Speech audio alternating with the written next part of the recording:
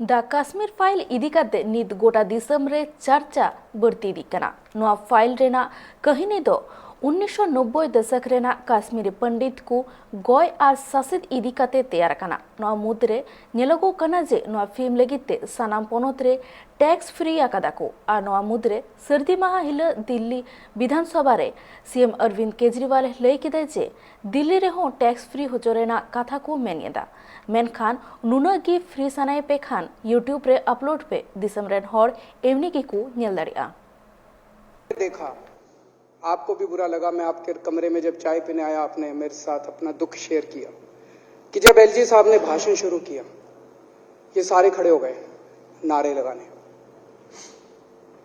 क्या Kashmir files tax free करो, और पीछे से दो जने कह रहे थे दारू की दुकानें बंद करो।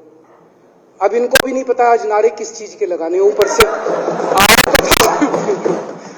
से आया तो था तो दो जने कह रहे थे दारू की दुकान बंद करो, आगे वाले कह रहे थे कश्मीर फाइल्स टैक्स फ्री करो, फिर दूसरे वाले ने कहा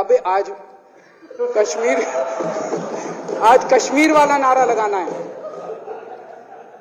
तो जैसे रैलियां होती हैं उसमें कुछ टीवी वाले माइक लगा देते हैं कि हाँ जी किस लिए आए हो, तो वो यूं यूं देखता है किस लिए।